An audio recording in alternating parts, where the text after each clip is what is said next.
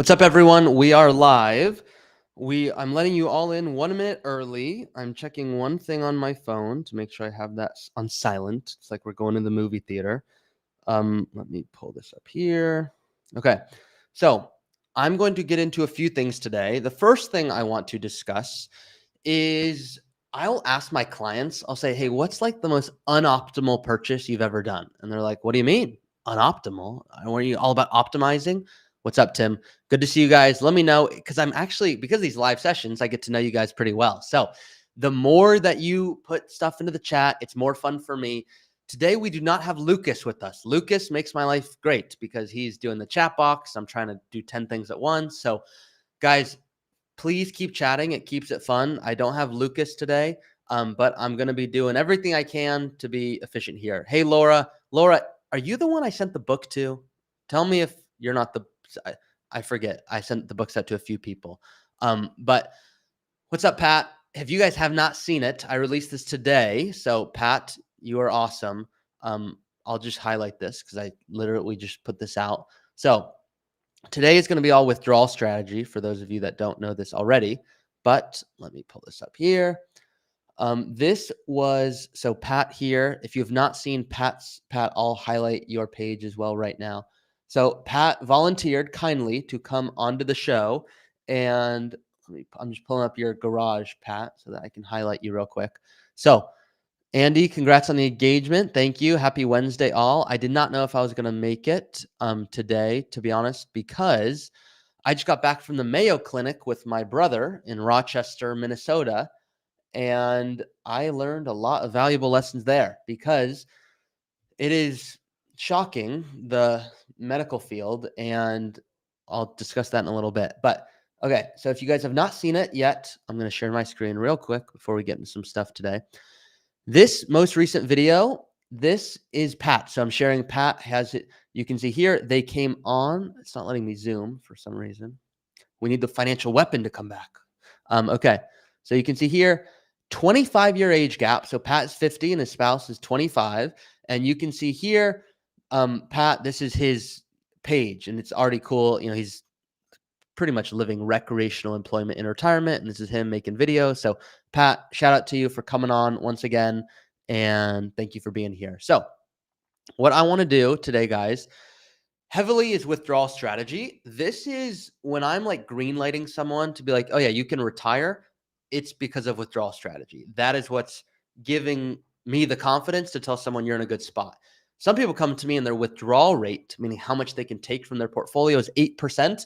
I'm like, you should go retire. And they're like, well, you're kind of freaking me out here. Like 8%, that's too high. I go, way too high if it was forever. But you're buying a car this year and you told me your current car is not safe and that you have a pension and Social Security that's going to be turned on next year. So you better go buy the car. And they're like, oh. And so the point here, there's no cookie cutter approach.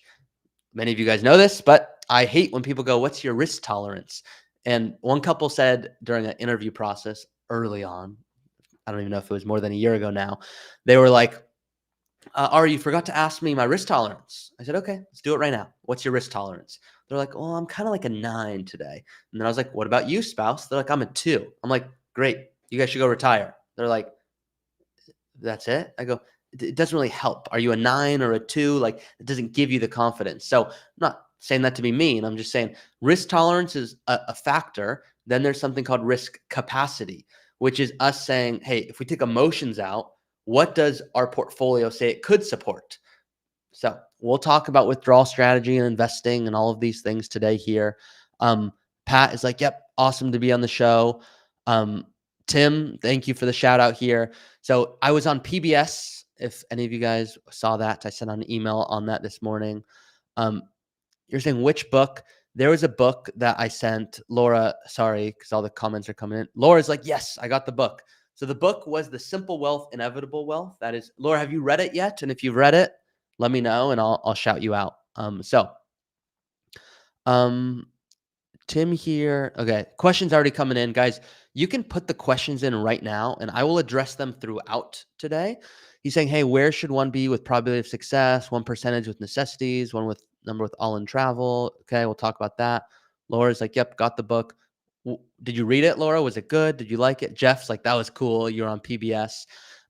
Yeah, I bribed them to let me on the show. So it was, I just talked about Bitcoin. So, no, I'm just kidding. When I was doing the PBS with them, by the way, they put like, 1 minute. I did like an hour-long interview with them, and they hit me up going, look, your YouTube stuff, it's different than the traditional retirement people. And the other people that they were on there were awesome as well. This Luisa's like, it's hard to find the book. I know it's very hard to find that book. I wish they didn't make it that hard. So I'm sorry, but I'll be sending out more books and gifts and stuff like that. So I want to go into withdrawal strategy fairly soon, but I'm going to start only because this lets me sleep at night. So you guys think this is all for you. Okay. So I will ask clients, I'll say, what is the most unoptimal purchase you've made this year? And they're like, what do you mean unoptimal? Like, aren't you the optimized guy? Like, why would I do something that doesn't make sense? And I'm saying, I don't want you to just do something for the sake of doing it, but part of my job is to make sure you're living your best life. And I don't want that tax tail wagging the life dog or investment tail wagging the life dog. And I see people do that, where they're like, yep, I'm not going to take that trip because $2,000 more dollars. Oh my God, the opportunity cost of that. Why would I possibly stop the compound interest? And there's a loop that we have to be careful of there. So I'm going to share mine, but I want to hear your guys because this is fun. And when people watch back this recording, even if it's you, not the live replay doesn't show up here. So I want to make sure I can highlight you guys and all that fun stuff when people watch this back. So I'm going to share mine. And if you guys can put in the comment, what is like the quote unquote thing you shouldn't have purchased, but you're so glad you did. It can even be something you wish you didn't do. But I'm going to show you mine, but it's fun for everyone to get to see, and I'll read them out loud. So my dad loves surfing. So I'm already getting a little ahead of myself. So I'm actually in the process right now of creating a documentary. There's a potential, it's not for sure, but I might do something with Netflix. I might do something with Amazon, just the early retirement space and the way it's moving. There's some stuff I want to do, and I want to help a lot of people just know when's the earliest time they can stop working without running the risk of running out of money. So there's stuff I'm going to do on that, and I'll talk about that later. But my dad loves surfing. That is just his thing. That is what he loves. So we went to Kelly Slater, who's like the best surfer ever. We went to his wave pool. So you can see right here, this is the Kelly Slater wave pool. That's me. Okay, I'm just kidding. That's Kelly Slater. All right.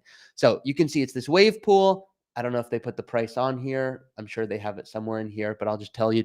We were there for 2 days, and it was $7,000. And I was like, if you put out the price per wave here, guys, it's kind of scary.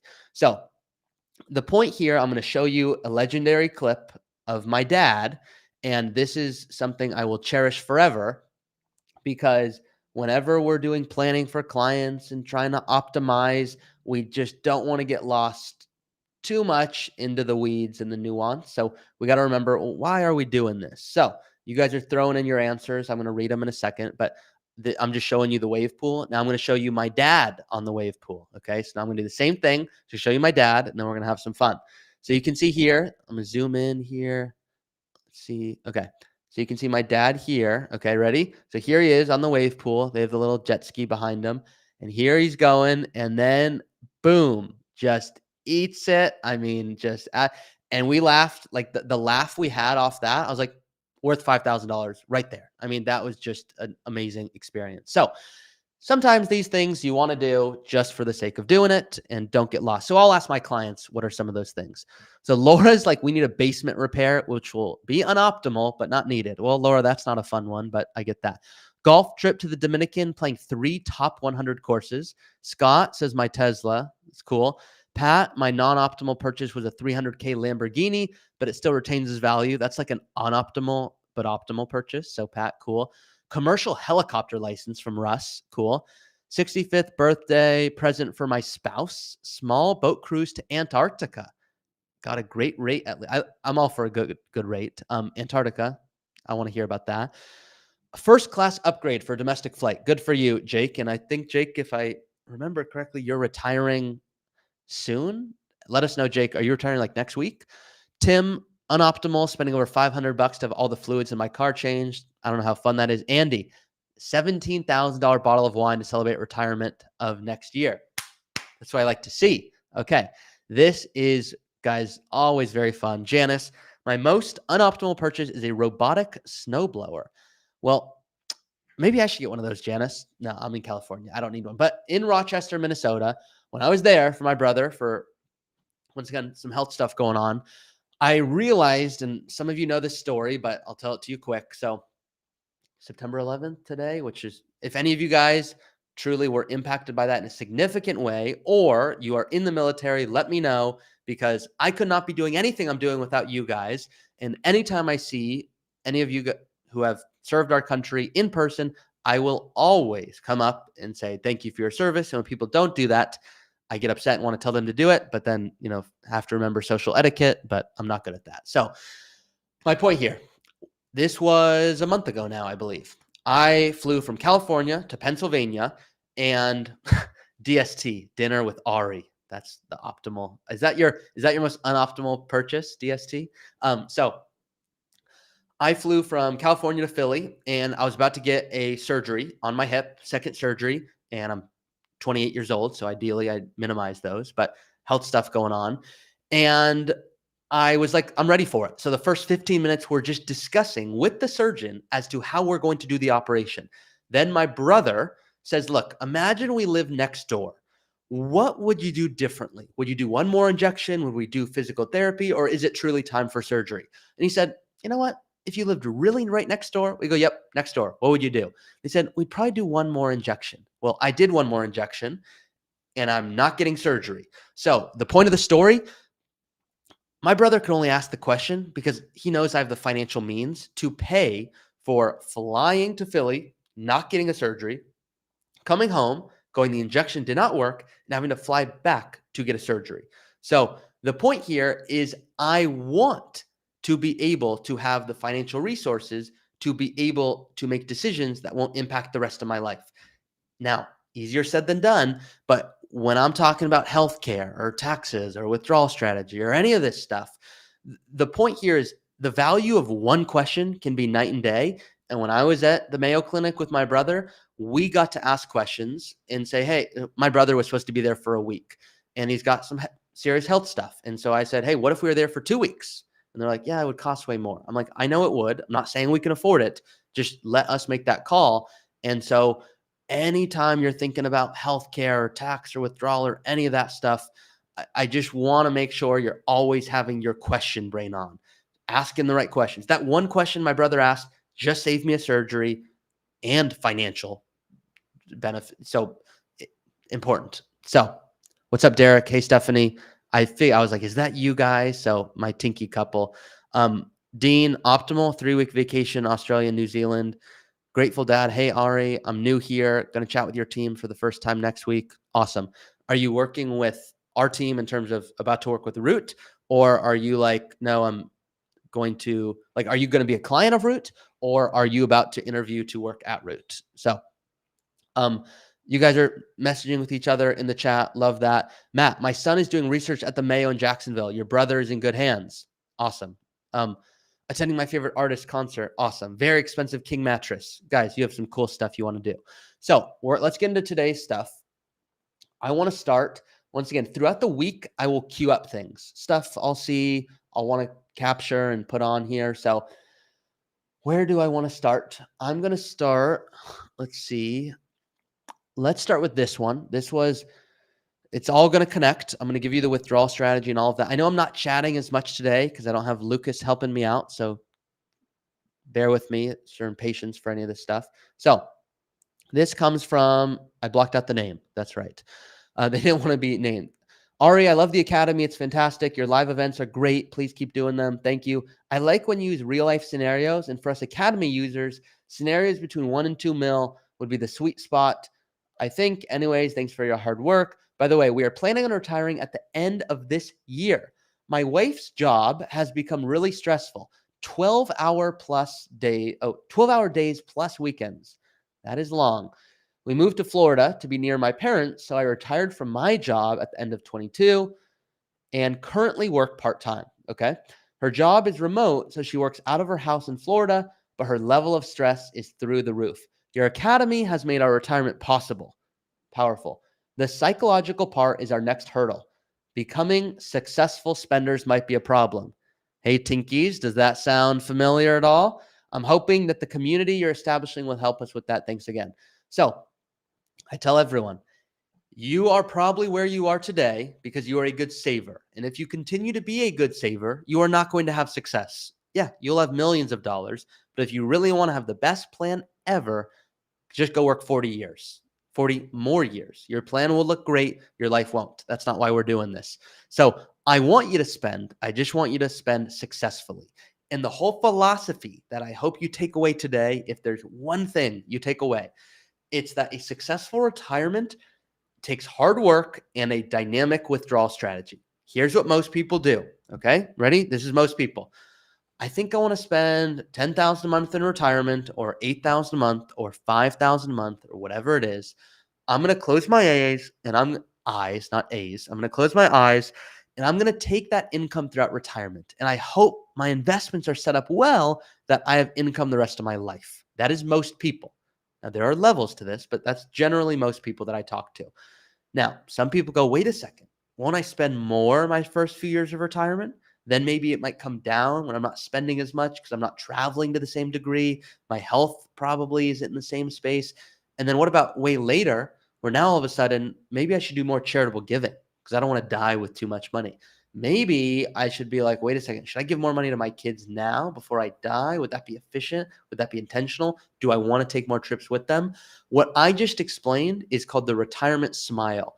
Here you are, you're about to retire or you're in retirement, and I want you to spend not like crazy, but I want you to successfully spend. So Jake YT7, you put it somewhere in here. You said you're retiring next week or end of the month or something like that. Louisa, my husband said the same thing to me. When I save, it's hard to spend. It's always going to be hard to spend. If it was easy to spend, if you were like, I'm a spender, I'd be more uncomfortable. So I like savers, but I don't want you to save too much and be mad at me when you're 75 going, why didn't you tell me I could have spent more when I had my energy and my health? Now, hard for you to really hear what I just said because you're like, look, am I ever going to be 75? And at that point, who even knows what's going to happen? But the truth is, I'm talking to a lot of people right now who are retiring early unsuccessfully, meaning I'm fixing retirements where they retire early, call it 53 or 54, 55, and now they spent too much. They did a home remodel, they traveled, they have healthcare costs, all at the same time while markets were going down. So now they're like, look, I think I'm going to run out of money if I'm not smart here. And so now in their late 60s, they're like, do I have to go back to work? And that's the planning I'm doing. It's like revision surgery to a retirement. So the point here is I want you to think about your portfolio like a business, okay? Your portfolio is a business. Let's pretend you own a business. I'm going to use one of you as an example. Are any of you guys business owners? Any of you active business owners, self-employed? Or even like, yeah, let's just start there. If none of you guys are, I have different examples I'll give. But are any of you business owners? And if so, tell me what kind of business? Cheat sheet. I'm worried about RMDs later in life, those required minimum distributions. That is normal. So any of you business owners, and I'll give it another 30 seconds. I know there's a little bit of a delay on that. Some of you guys are going, oh, Grateful Dad is saying, to become a client, you're talking to us next week. Awesome. You're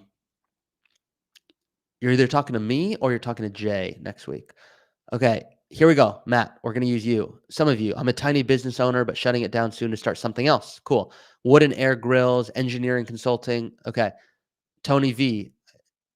I'm not going to say your last name, Tony, but I know who you are. Rental property management, wood and air grills. Okay, I'm going to use the wood and air grills. Michael, let's assume the grill business is crushing. Okay. Are you going to hire more or hire less? You're going to hire more. Michael, let's assume the grill business, oh my gosh, there's a new grill. You found a new piece of equipment. If you get this, all of your grills, they're not going to be wooden. They're going to be flying, okay? You're going to have flying wooden air grills. Everyone's going to want one. Would you want to invest in that if business is already doing well? Yeah, you might want to do that. If business is not doing well, are you going to do those things? No, you're probably not going to hire. You're probably not going to buy more equipment. Guys, this is what most people do anyways. Most people go, I'm going to take $8,000 a month in retirement. I'm going to close my eyes. And no matter what, I'm going to take that income. That is not how you are efficient with retirement planning. That is a very dangerous thing to do. And I'm going to show you a few examples of why that's dangerous today. In fact, I'm going to do it right now. But the reason that's dangerous is you are withdrawing when markets are going down. So you might have to sell things at a loss, which you want to avoid. But it also means you might be able to spend more. So I know some of you are like, look, what are you saying right now? What I'm saying is when markets are doing well, I am asking my clients, would you please fly first class? Because you told me you did not want to run out of money with this amount and markets are doing well and you wanted to take that trip. So you're either taking the trip or you're buying the new RV. And if you don't do one of those things, I'm going to be pissed. Then I'll say, hey guys, markets are not doing well. Like the business is not doing well. I'm going to need you to temporarily, not forever, but temporarily, don't spend $9,200 a month. Spend $8,400. And let me show you why spending $800 less will save you X amount of dollars for the future years of your retirement. And I tell clients, you get to say one of two things when I show you that. You get to say, am I still going to be okay? And sometimes I'll say, yes, you'll still be okay. There'd be a lot less money, but you'll be okay. And they'll be like, oh, then I'm doing it anyways. Like this wedding only comes around, not too often. Or they'll say, wow, so you're telling me if I temporarily cut my expenses by a little bit just for this period of time, I could spend way more for the rest of my life, way more next year. And so the point here is I need you to think of your withdrawal strategy, how you take income in retirement, not just which account we pull from, which we're going to get to, but specifically the way you think about it in retirement is not like a set it and forget it. It's, hey, let's set up your monthly income, but you're going to be making tweaks along the way if you want to optimize your retirement. Does that concept make sense? Does the concept make sense? What I just explained is called a dynamic withdrawal strategy. Thinking about your portfolio like a business. That's what I want you. So I'm asking my clients, I want you to be a boxer. I want you to just go, okay, yep, this makes sense. Market's doing well. Maybe I take a little bit more, market's less. So Amy, I know you're working with Chelsea. How do we handle excessive inflation? Most software estimates 2 to 3%, but it is 20% lately. So it's impacting any spending projections. Amy, you just assume, what if inflation's way more? I'm going to show you that in a second. So Janice goes, yeah, that makes sense. Jay, that makes sense. Mark's like the modern guardrails approach. So guys, Mark is right. It's called the modern guardrails approach. I don't like to use super fancy phrases so that advisors do this to sound smart, and I get it, but I just would rather explain it with examples like this so that you go, yep, that clicks. Michael's like, good to go. So I'm going to show you everything I like to do. I like to tell people like, hey, all this sounds good, but like, just don't believe me. And people are like, what do you mean? Like, shouldn't I believe you? Like, this is important. I go, I'm not saying don't believe me ever. I'm saying I want you to just listen to what I'm saying, and then let's look at the logic so that we can actually understand what this all means. So what I'm going to do for you guys right now, I'm going to show you a few different things. And the reason I like to do it this way is because most people overlook this aspect of retirement planning. And it's not because of competency. It's they're just, look, I just don't know where to look and how should I think through this and everything involved in that. So I'm building this for you right now. I realize you cannot see it. I just want to pull it up. So give me 1 second here. Okay, cool. Now, I know you guys can't see it. I'm going to share my screen. Now, let me be clear. What I'm showing you right now, you're going to see it on my screen right now. This is not in the academy. This is a separate thing that I'll use for clients. So some of you are like, I don't see this in here. It's not in there. What I will do, and just show you a hypothetical, okay? Just humor me. It's not going to be perfect, okay? I'm going to say you start with $1 million. Just keep it real simple, okay? And this person wants to take out a fixed amount, which I do not agree with, once again, but I'm just showing you a hypothetical. Let me make this bigger. Let's assume this person wants to take out $50,000 a year, okay? Just keep it simple. $50,000 a year. I'm going to click analyze, okay? Let's go back over here. Please verify. Okay. Let's go here. I made one error here. Okay. So why am I showing you this? I'm showing you two portfolios, okay? Just a hypothetical for a second. What if you had a 60-40 portfolio? So 60% equities, 40% fixed income. And look at this. What if you did the opposite? Just a hypothetical. Okay. I'm going to show you. Just give me 2 seconds. Okay. Now, some of you, I'm going to go back to the data. You're like, hey, I think you put it in wrong. Let me make sure. Thank you. Good catch. 1 million. Okay. I need the commas. So here we go. We're going to look at this just very basic chart. This is not rocket science, okay? So here's someone starts with $1 million. If someone has portfolio one, if you remember portfolio one, that's the 60-40 portfolio. Look at the growth, okay? The difference here over time is it grows to way more money. That's not rocket science. The portfolio two grows, certainly grows, but it's less money. So that is not why I'm showing you this. Why I'm showing you this is I like to do something like this. What if we're going to add just 100% equities? Let me show you real quick, okay? Just so you can see the impact of why I do this type of planning. Okay. Now, I'm going to use an example of, I know, just stick with me here. I'm going to say $80,000 that someone's withdrawing. Okay, $80,000. Here's why I'm going to do this. Sometimes I want to tweak this. This is the most important graph, okay? This is a withdrawal rate graph. Now, let me explain this in plain English because some of you have seen this before. Some of you go, I kind of get this, but this needs to click. So if you have $1 million and you can see here, investments do really well, it can be a night and day experience. It's like, oh my gosh, look at what we're on track for. Lots of money and then way less money. And it's almost like things are going a little crazy. But watch what happens if you're in the green. So the green here is the bottom. This is someone with $1 million taking out $80,000 every single year. That is not sustainable. Okay. So you can see here, they're running out of money. So why am I showing it to you in this light? The point here is this is assuming you're not intentional with withdrawal strategy. So what if all of a sudden it's like, okay, I get that, but what if I want to spend more in certain years and I want to spend less in other years? And how does that get impacted? Well, that's specifically why I'm going to show you a real example. I'm just showing you a cookie cutter. How do someone without any planning look into this? The real way that you look into what I'm going to show you is with an actual plan. So this is where you need to put in your own figures. This is the academy. Most of you are in this. If you're a client, you have access to this right now. If not, I'm putting it in the description one more time. Once again, I don't have Lucas to help out, but you can go get and play around with what I'm going to show you today.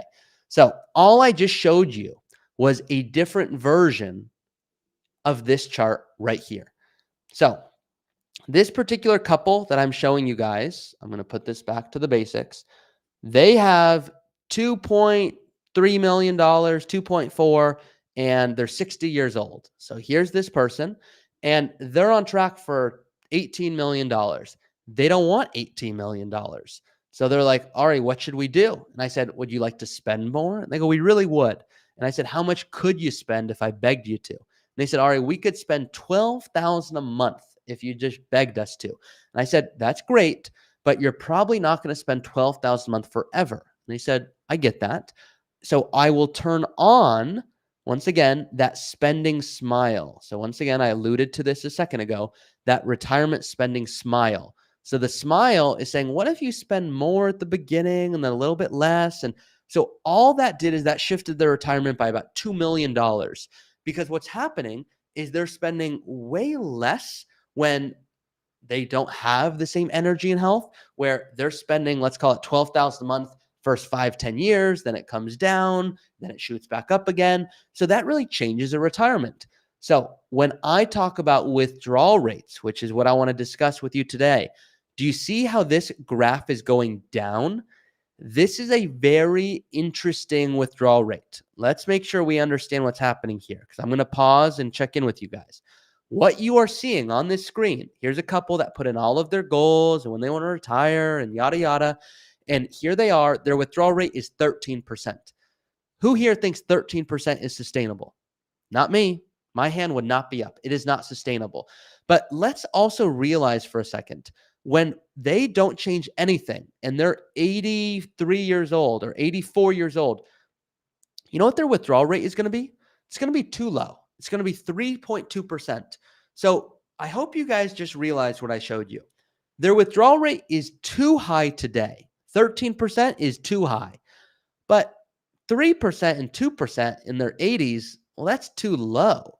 That's almost them going like they're going to have so much money, they're going to be angry at me.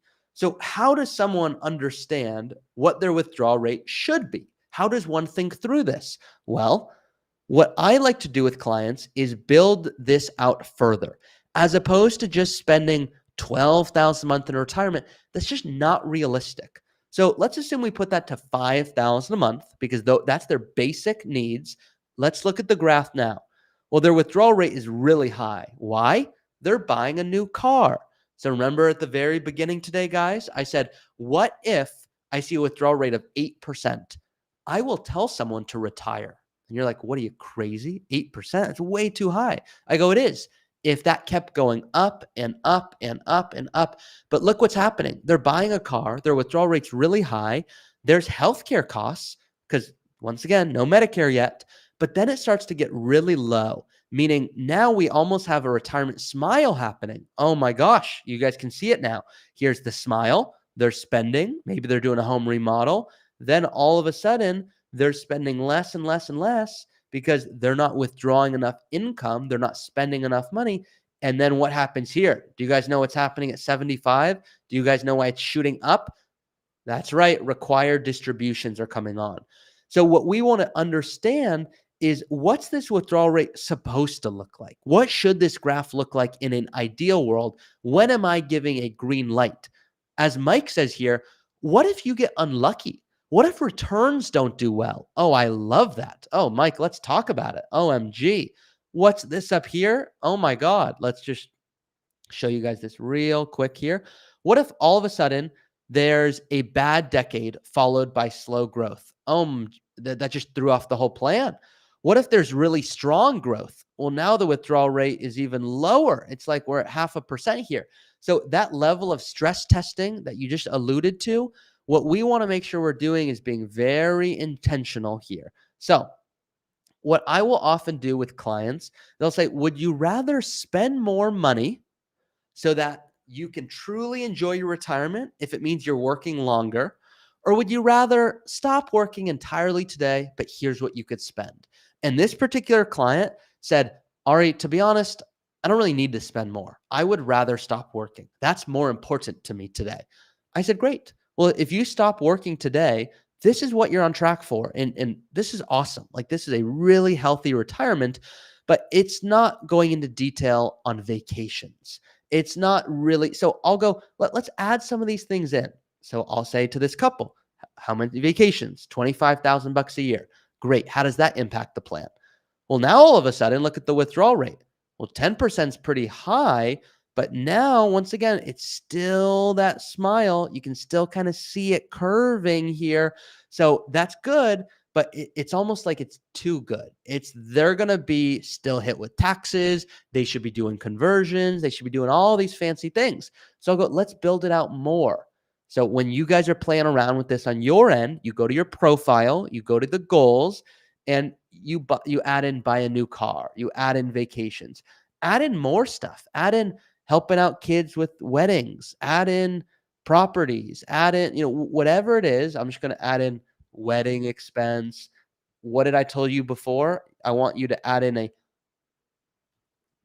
non-optimal spending expense. I want you to add in tons of this stuff. Let's assume you take fun trips every year for 10 years. Like, really dreaming big here.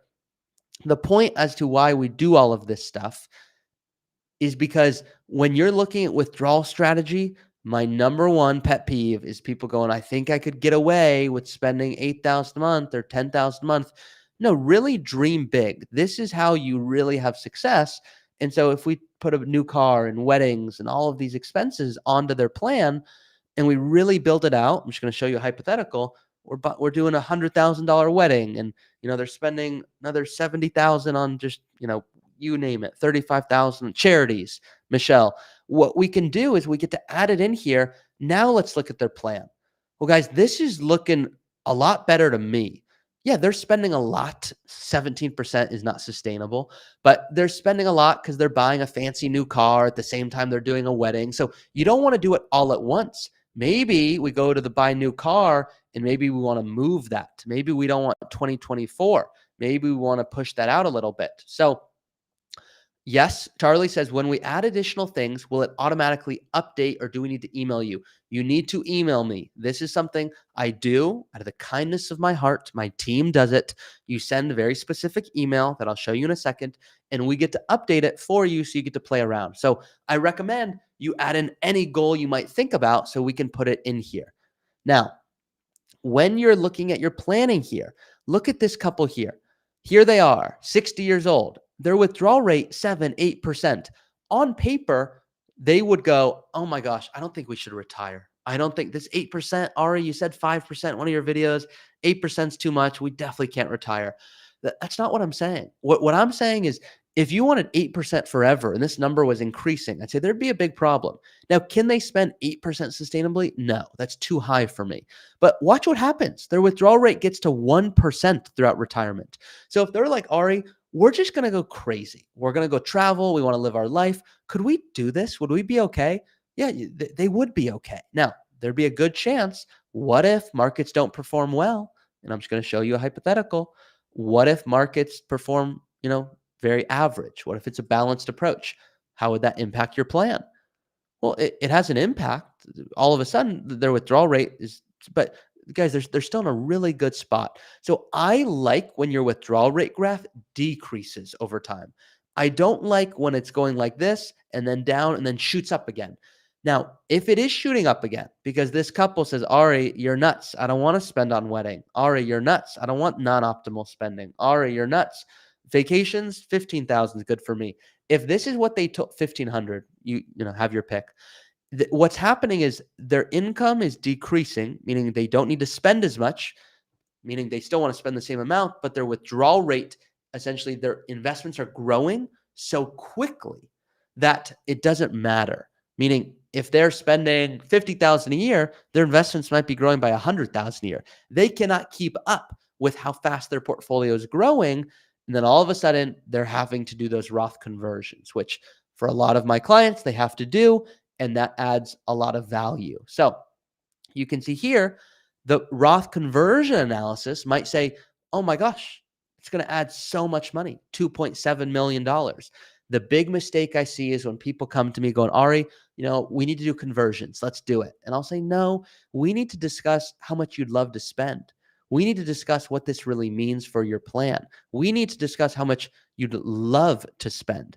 Because if this couple hypothetically wanted to spend $15,000 a month, just for the sake of it, one, they'd run out of money real quick. But now those Roth conversions, well, they're not going to be important. It's not going to add any value here. So I want my clients to save on taxes. I want them to not run out of money, but I want to make sure we're intentional here. So hopefully helpful, very much on the weeds of the in-depth planning here. I want to go to the chat to answer some questions here, but was that helpful? Just seeing how I think through withdrawal and analysis and things like that. I'm going to stop sharing for a second. Some of you guys are saying, is there a code? Guys, the code, if you want to play around with what I just showed you, you can see it. I put it in the chat right now. Yes, that is the code that you get to use. So, Tim, pro tip, add a few placeholder goals for future use before requesting an update. So when you are requesting an update from my team, you just send an email to my team and they will be able to put all those little what if scenarios on your screen. Now, what I want to do, so a few got Matt here, great question. But what if I dream real big and my success now shows 60% success rate? Matt, you are incorrect. Not incorrect in terms of that's not what it shows. I know what it's showing. This is a huge myth here, okay? This showing 99% does not mean that this person has a 99% chance of retiring and a 1% chance of dying with no money. This is saying if this person never changed anything in their plan for the rest of their life based on 10,000 simulations, they are on track with a 99% chance to die with $13 million. So generally, there's a general range I like my clients to be in, But the way to think about this is if you were 30 years old, your probability of success, even if you're on track for $100 million, it's going to be low. And the reason it's going to be low is because do you know how many things could possibly occur over 70 years or 60 years? So many things could occur. There's no 100% probability. This is a factor I actually care about for my clients when they're 5 years out from retirement. And generally, when someone's 90% to 100%, they are going to die with way too much money. I like the 65 to 80% range generally, but every plan depends. Now, Matt, you're going, look, mine shows 60% success rate. If you make one little tweak, really what I'm saying, guys, I don't want you to think about this number. Yes, it's here. It's an easy number to get hooked on because it's like, wait, 90% chance of success, 100% chance. This is not saying there's a 1% chance that the plane is going to crash and a 90% chance the plane will not crash. That's not what this is saying. This is saying there's a 99% chance if we don't do anything at all to possibly move this plane, we are going to fly and land perfectly safe, like 100% chance, 99% chance. And it's saying there's a 1% chance that this person might need to change the direction of the flight slightly to be able to be on track for $13 million. So hopefully that helps. Probability of success, an important all of these factors are great. You can look at this graph here. It shows they're on track for $20 million, this couple, okay? I would not let this couple retire if I saw this. What I care about is what is their withdrawal rate? Is this a sustainable figure? I like it decreasing. I like when it's shooting back up again. That means you got to do Roth conversions. That's a very simple way. So for most of you doing all the fancy conversions and the tax brackets and when do I shift it, not skip that forever, but hold off on that. Go to your retirement, click on analysis, go to your withdrawal page, and very simply dream big. Put in all your lovely expenses here. $10,000 a month on expenses. Another $15,000 on vacations. Go dream big. Now, all of a sudden, let's look at their plan. Well, now they don't need to do Roth conversions because they're spending so much. They're enjoying their retirement. Roth conversions aren't going to add a lot of value. It's not necessary. I'd rather they spend more. So withdrawal rates and tax planning go hand in hand. So hopefully that was helpful. You can see here. Okay. Michelle, yes, this was good. Jake, don't aim for 100%. Matt, I'm 5 years out. Tim, responding, thank you. Dean, yes, you have to remember to consider both sides. Love to look at the worst case, aka not dare to spend. Let me stop sharing for a second, answer more questions. What is the best number for the probability of success? You can see my probability of success is 97%, me retiring at 62. My proposed, there's no perfect number. Like I said, I like the range of 65 to 80% for a lot of my clients. That's a sweet spot. But it's not, once again, if you said, Ari, I want you to just tell me if my number is 90%, does that mean I won't run out of money? No. Why? I told you the business example before. Louisa, if you had a 97% chance of success, I would if you didn't execute tax planning or withdrawal strategy and have a good investment philosophy, I'd be more confident you'd run out of money versus my client who I'm managing with a 60% success rate because we know how to fly the plane. We're going to make the tweaks as needed along the way. This is just a nice gut check. If it shows you 20%, there's a problem. If it shows you 50%, hey, probably should be working a little bit more, or there's something off in your projections. If you're in the range anywhere of 65 to 80%, yeah, you're probably in a spot where a retirement is possible if you're being strategic here. And then if you're 90% plus, oftentimes it's like, hey, you're going to die with way too much money. So hope you start looking at this differently. Now, too many people get too careful with this. And I'm going to give you an example. There's 3 types of insurance. I made this up. There are people that are underinsured. There are people that are overinsured. And there are people that are unnecessarily insured. I don't want you unnecessarily insured. I don't need you paying for something unnecessarily. Now, I do not want you underinsured. That is horrible. I do want you overinsured. You cannot, for example, buy an umbrella insurance policy, okay, for $100,000. You're not allowed to. You can buy it in increments of $1 million. So what we want to make sure we're doing is we're overinsured. I want you conservative when running these projections. I want you careful. I just don't want you to go, wait a second. What if all of a sudden markets go down and I'm super conservative and I want to spend way more? Guys, the beauty of this software is it's powerful. It's going to initiate a lot of thoughts. Louisa, you said, hey, follow the videos. I wish I can talk to someone about it. Guys, the reason that I do this, so once again, there's 3 options. So people work with us on an ongoing basis, holistic planning. I recommend that when you have north of generally $2 million. If you go, look, there's a lot of nuance to this. I want to talk to someone about it. Guys, I offer this. This is inside of I'm not going to do it forever through the end of the year. You can see here, this is a link. If you want to, it's with me. This is a $10,000 2-hour call with me. Now, all of you guys do not need this. So that's why I offer the academy. This is if you're like, look, I'm about to retire. What don't I know? What I'd recommend if you haven't seen it, guys, because I did a similar example today with Pat. You see me talk about withdrawal rates in detail. Let me pull it up for you. In detail, I did it in today's video. So, Pat, if you're with us, can you give guidance as to that conversation we had here? Just how we viewed withdrawal rates? Any thoughts you want to add on to that? Let me know.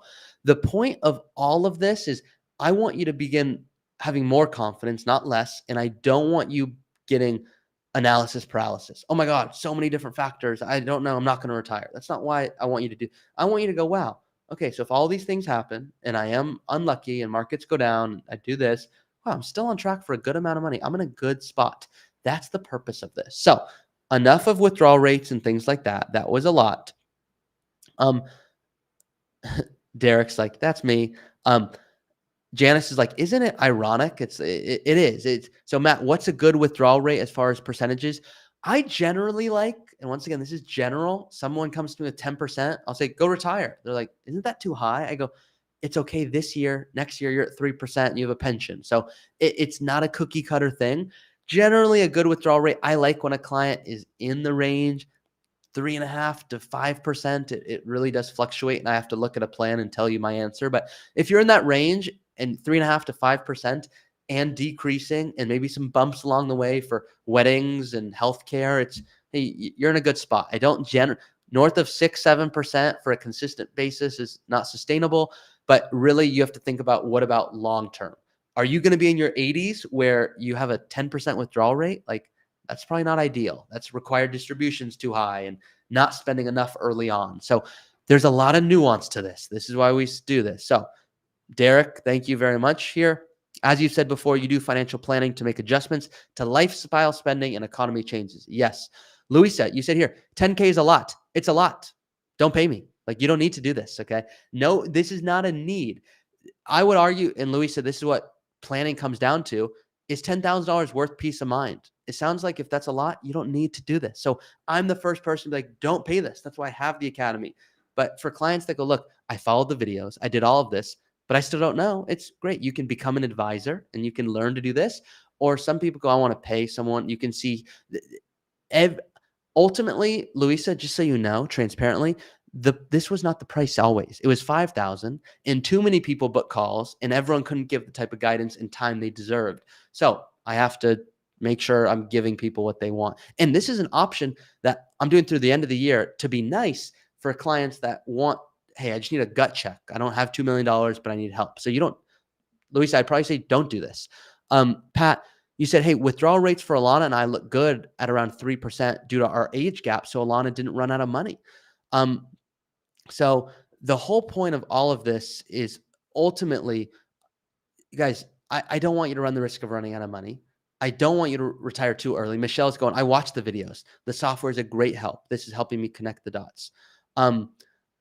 So ultimately, the value of planning, my hope is that clients are working with us going, hey, and if you're like, I don't have to worry about this. This is why I'm paying someone. Guys, imagine like what I'm trying to show you today.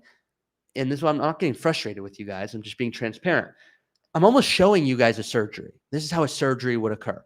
Imagine if you're not in the medical field and I'm watching a surgery occur. Like, I wouldn't really know what's going on. I'm trying to give you insight as to how this conversation even might look. So today was way more in detail and a little bit more, I would argue, unclear than most. And so, Derek, as you're bringing up, there's peace of mind, there's tax issues, there's a lot of stuff going on. Pat here, hey, I'm also a government employee. I have a TSP. Ari's Academy software is perfect. That's what allowed me to do this. So, guys, this is, once again, I'm trying to help as many of you guys as I can. I give an option. I had about 8 of you guys after the last live book a $10,000 call going, look, I don't need an advisor on an ongoing guidance, but I want to pay you once and get all the guidance I need. I don't want to watch your lives anymore. It's too much. Just tell me what I need. Others of you are like, look, I don't, that's just not something I need. Great. Do not do it. Okay. So that's enough on that. Now, TSP, military pension, brokerage, Roth, too much money. I don't want to spend it. Guys, this is like the biggest flex here. This is like the kid in your class that's like, hey, teacher, okay, what grade did I get, when you know it's an A+. Now, Matt, good for you. It's awesome. And the fact that you have all the money in the world coming in and you're like, I don't even want to spend it. Well, I hope you better do some charitable giving or withdrawal strategy where you're spending way more the first few years of retirement. Like, it's time for you to get spending. So with that being said, a few things I want to finalize with. So once again, withdrawal strategy is one of those things that takes a lot of nuance. Let's go back to a few points here in terms of where you withdraw income from. So this comment here comes from Christopher Evans, 650. Okay. My superhero account allowed me to retire early. The power to get me to 0% capital gains tax. Guys, we didn't even talk about that today. That was last week. That was 3 weeks ago. The power to give me maximum ACA tax credits on premiums, so healthcare. The power to allow me to do decent Roth conversions. That is, tell me, do you guys know the superhero account? Are you guys familiar with the superhero account? Oh, by the way, I have the same name as the actor of Captain America. That's pretty cool. Okay, superhero account. I don't want to beat a dead horse here, but superhero account. Are we familiar? Okay, I'm going to go to the next one that I want to address here. So that is superhero. Okay, John, do you recommend projecting reduced Social Security benefits if starting to receive in 10 years? John, use the software, and some people turn off Social Security benefits. Some people do recommend reducing it. Deeper conversation there. Jeff B. Okay, traditional first for me. I think means you're hearing the brokerage for the first time. Your brokerage account is your taxable account. It's your joint account. It's your individual account. This is not a Roth IRA. It's not a 401k. It's not a TSP. This is an account that allows you to withdraw income, and you get to pay capital gains taxes, or sometimes legitimately capital gains taxes at 0% based on how early you retire and withdraw income. So your brokerage account allows you to keep your income low. Let's pretend you have an IRA, okay? You have an IRA with $2 million and you do a Roth conversion. Well, if you're going to do that, you're going to be moving money from your IRA to your Roth. When you do that, that is increasing your income, okay? Your IRA, when you withdraw income, shoots up your income. It's like W-2 income. However, and Michelle says it here, if you're in the academy, spend some time putting in your data, start to learn it. That is your self-serve option. That's what the academy is for. You want to become an advisor? You want to really start playing around with this? You don't have $2 million. This is why I do this. If you're like, nope, I need additional guidance, well, that's why you hire experts. So that brokerage account, the reason, Tim, as you know, why we do this allows you to go, maybe I withdraw from here first, and then if I take from my brokerage account instead of my IRA, my taxes are going to be lower. Okay, so the point here is ideally you take from your brokerage account first. From there, so brokerage account or cash. From there, you're taking from an IRA. Lastly, your Roth. Let the Roth grow and do its thing. You don't want to touch that if you don't need to. Now, other points I want to go over here. Okay. Tim, but what if your superhero account is set up to provide maximum dividend income for retirement expenses? Tim, I'm not sure you would want your superhero account to do maximum dividend income. You're not executing asset location correctly. So if you want it to set up dividend income because it sounds good, what happens is your income in a brokerage account is taxable. So when dividends come in, that increases your income. As you know, could be $40,000, could be $50,000. I want your dividends to come in your IRA where you're not paying taxes on that. So generally, I want your superhero account to be a conservative account. I don't want it to grow like crazy. I want them that income, let's call it you have $500,000 and you want to spend $100,000 a year. I want your account to grow, but I need your $500,000 brokerage account to last you a minimum of 5 years. So I don't want it fluctuating like crazy. Your IRA or Roth, I want that growing. So I just want to make sure you're investing in the right things in the right accounts. Jeff, I need to pull from my traditional with Roth conversions, paying taxes with brokerage. Yep, Jeff, that's the only way. That's how that works. You don't pull from your traditional. So what happens is you move money from your IRA to your Roth, and yeah, you pay your taxes with your brokerage. So this is why the brokerage account is important. Keeps your income low. It qualifies for healthcare stuff. It allows you to pay for Roth conversion taxes. The superhero account is powerful. Cool. I think you guys have a good sense there. Next one here. I want to go through. These are what I'm accumulating throughout the week. Okay. This person says, yo, you answered my question during this past week's live. Thank you. I'm glad I did. On a separate note, I want to thank you and James for the Academy, videos, and podcasts. The amount of information and data you're providing is a gift to everyone who listens, watches, especially with the real world examples you go through. Keep up the great work and keep rocking the cauliflower shirt. So I'm not putting it on today, but you guys can see it right here. The cauliflower shirt, the legendary gift, the Roth conversions, the cauliflower shirt. Guys, who knows the cauliflower? Okay. Pretty cool stuff. VM, I'm a teacher. Should I still get a Roth? It depends. Do you make too much money? Are you eligible for a Roth? Do you want to do a Roth contribution? Do you want to do a Roth conversion? Mr. Whatever, sorry for a basic question. 401k from an employee is considered same as traditional. So Mr. Whatever, there are two types of 401ks. There's a traditional 401k and there's a Roth 401k.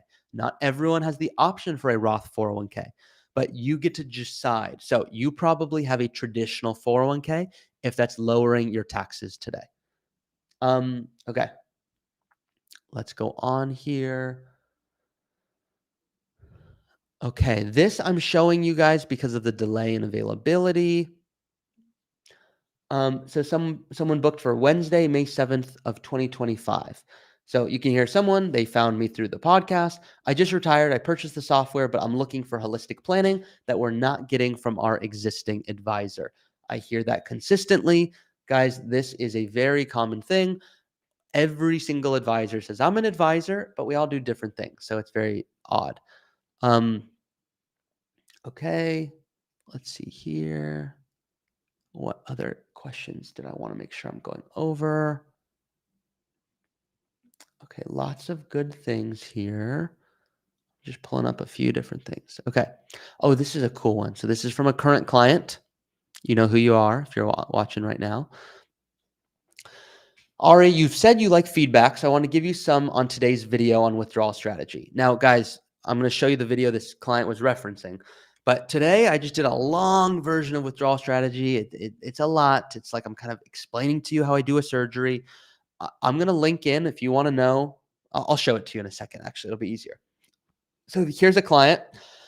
I realize it's not a super sexy topic, but I found today's content very timely to the discussions. We're going to start with Katie coming in the week or two. So Katie, one of our advisors, we can actually use this as a jumping off point as I really wanted to get into different dynamic withdrawal strategies. We just broke up with our financial advisor today after 10 years. If I was asked to name one reason, it would be because we never had a meaningful discussion about a withdrawal strategy or even a withdrawal rate. I always questioned whether a linear inflation adjusted rate or a flat spending made any sense. Now you can say you have clients who have actually changed financial advisors due to no imagination when it came to withdrawal strategy and how that fits into an early retirement plan. Guys, this is why I'm doing what I'm doing, okay? So, Green Bun. Love all your content, and it's been incredibly helpful in supplementing learning at my finance job. Does your firm have a requirement to be a CFP to join the team, or would the CHFC suffice? send us a note. I don't care, green bum, if someone's a CFP, if they cannot speak English. So we have our hiring page. If you want to learn more about hiring, so a lot of people on the call right now, you guys want to work at Root. I know that because you're sending me emails. Let me pull up the link so that I can give you the latest here. We keep moving this around. So I want to make sure, where is this? I think it's careers, but I don't want to give you the wrong page. Okay, here it is. So you can see it right here. Okay, Heidi. This is not unclear, Ari. Very clear and concise. Love it. You got right down to it with info and details. Thank you.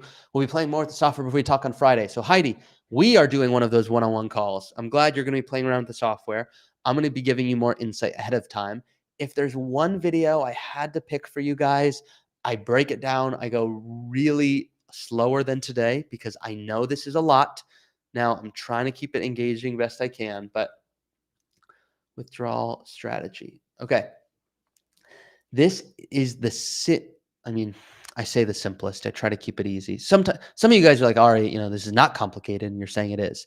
But you can see here, this video here, this is the only withdrawal strategy that applies to an early retirement. This is the video. If you're like, hey, I want to make sure I'm doing all the right things and following the right things, this is the withdrawal strategy I mentioned here. Matt, so in retirement, start with brokerage, then TSP, then Roth. Matt, generally, yes, but let's assume, Matt, you bought Apple stock for $10 and now it's worth $1 million. You're going to have huge gains there. So you might not want to start with a brokerage account. So there's like an order of operations, but I forget who said it, but that person that was like, learn the rules like a master so you can break them like an artist. That's the value of an advisor. So, Jerome, my superhero account is He-Man. I have the power. I should know what you're referencing there, but I don't know if I do. Okay. Other things I want to note here. Let me pull up other screenshot. Okay, I like this one. This I wanted to make sure I mentioned. It was even a little dig at me, I think, but I like it. Jeff B, it is linked. Okay. I always cringe a little bit when a retiree brags about how much he's saving in taxes because he did a bunch of Roth conversions. Ari, there cannot be that many clients using Root, so some of them could be making huge mistakes. No, they're not making huge mistakes because of our process, but you're welcome. C'est la vie. Thanks for the case study. I'm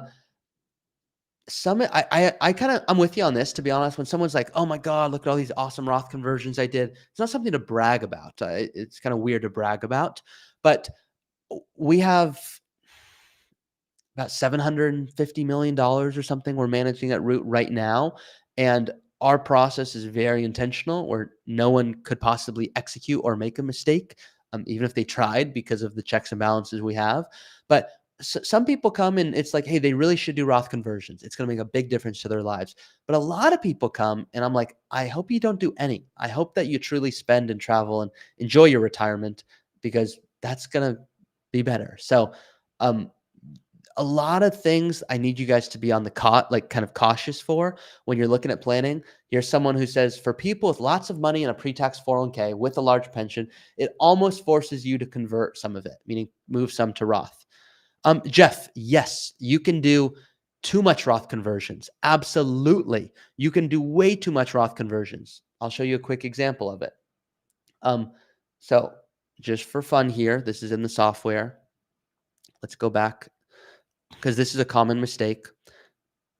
Let's pull this up just real quick so you can see it here. Okay.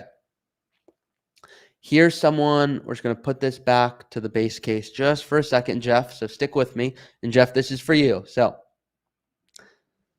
look at this person, what they're on track for.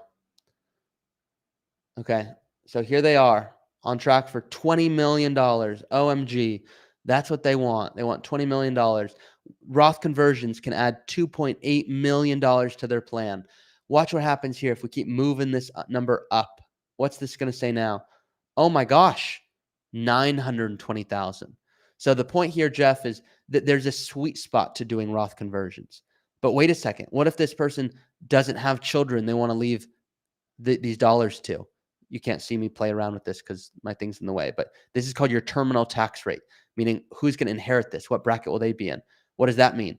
OMG. It's saying don't do Roth conversions. There's no heirs that need to inherit this. So the point here to all of this is, look, you do one little tweak here and there, and it makes a big difference to the plan. Generally, as this person says here, when you do make tweaks, and let's assume hypothetically you have a 401k and you have a pension, you probably have a lot of money coming in. So you're probably going to have to convert some of it. So they are right in that example. Okay. Anything else I took screenshots for? Oh, I just like this. So I wanted to mention this for you guys. Okay, let's pull this back up here. Okay, so here's the last one here.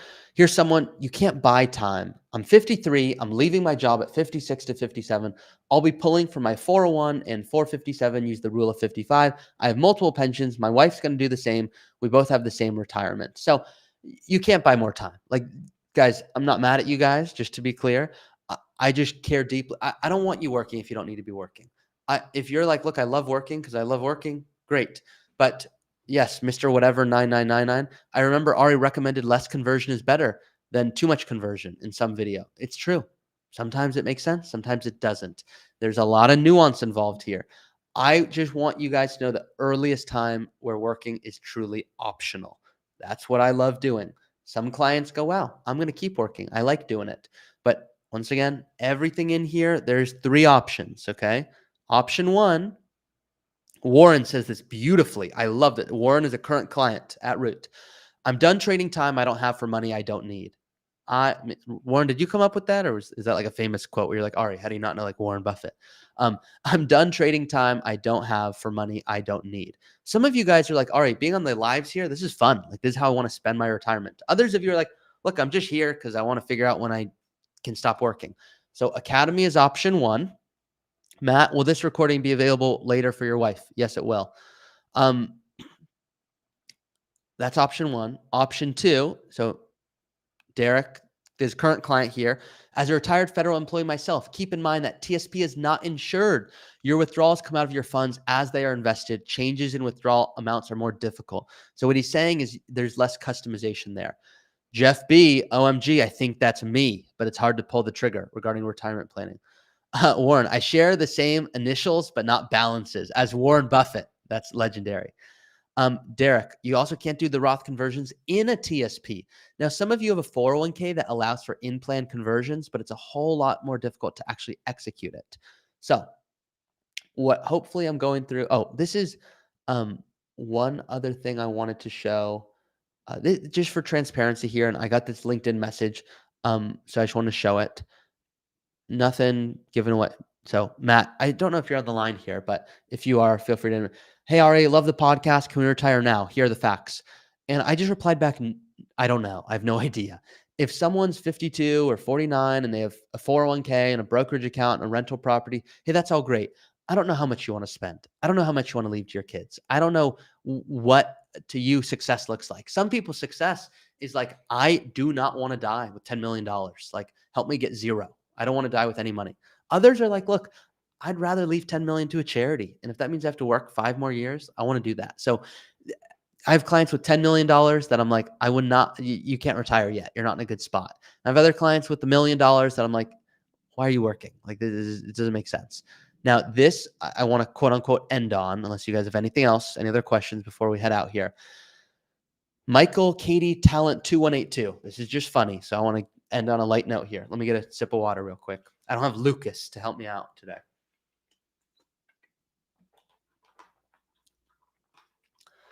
Ari, I was preparing my lunch for work in the morning, and my choices in the fridge were looking dismal. I contemplated giving up and just buying lunch when I came across a bag of rice cauliflower. Your words echoed in my head, and I ate my cauliflower both literally and figuratively. Thanks for your passion and gifts of knowledge to help ensure my confidence in my family's future. I've been sharing your content with friends. Thank you very much. And always fun. Guys, I try to keep it silly. Cauliflower, broccoli, all of this fun stuff. So, guys, a few things here. One, there's a documentary that is in the process of being edited. It is a documentary on me and what early retirement planning looks like. If I have shifted the way you think about planning, or if you go, I want to be on camera and you said one thing that really changed my whole retirement and gave me confidence I never heard before, and you want to share that, shoot me a note and say documentary in the subject line and age, assets, why you want to share. And you might be in the documentary that I'll be having. So shoot me a note and just say documentary, your age, assets, and why you want to do it. Meaning, what do you want to share? How have I helped impact that? So just email my team directly. Just make sure to put the documentary in the subject line. Guys, I'm going to be doing less of these lives. I like doing them. They are fun. I am not sure exactly the changes I'm going to want to make, but there's going to be some community things that we're going to be adjusting. I still like going live, so my plan is to continue doing so, but I'm going to be shifting the style a little bit. Janice, no community updates. There's compliance and things like that that we have to go through, so we'll keep you updated on that. Derek, thank you for telling other people. You have to submit a notarized form of employee and spouse agreeing to change the TSP and monthly amounts. Yep, lots of things you have to do on TSP stuff. I know a lot of you guys are like chatting to each other within here, so that's why I want to get that community. I'll keep you guys updated on that. Lots of directions I could go. Investments and tax and withdrawal. So unsure what I want to do yet. Jeff's going, is it every other week? I like doing it every week. I just want to make sure I always can and that it's sustainable. So Pat's going, you've shared tons of valuable info on the videos. Thank you.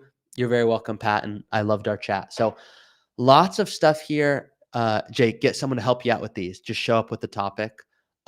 Lucas is normally on these, and that makes he's run the last two, and that makes it a lot easier because he's running the chat and doing everything like that. So lots of moving pieces at the same time, but I hope that this is helpful. Guys, is there anything else rapid fire that you have questions on? I'm getting emails from some of you guys about healthcare stuff, and I didn't discuss that today. That was last week. Mr. Whatever, my first time to join, and it was amazing. Awesome. Today, I might not have as much energy. I got back from my flight from the Mayo Clinic at like 2 in the morning and then did planning stuff all day. So hopped right in. So Jeff says, interview someone. Tim was on last week. So if you have not seen the last recording, I'll put it in here. Tim, you are awesome. I can set more of these things up for my team, but some of you guys are also silent listeners because you're sending me notes going, yeah, I want to do this. Oh, I do have other good news. If you want to book a call with our team, we do have more availability earlier than like June 2025. Mike is like, thank you, Ari. You're a game changer. I'm trying. Phil. Oh, Lucas. I know we miss Lucas. So let me put this in here as well. This is where is this? Okay. Give me 1 second. I have to log in because it puts me out. Ooh, how to discover some dream spending. To be honest, Jake, the way you discover dream spending is you just go play around with that software and you put anything you could imagine that you want to spend in here. Tim, always helpful. Thank you. Hope you're doing well after your trip. Appreciate it, Tim. This is the link for you guys. Let me pull this up here. That go work with the team.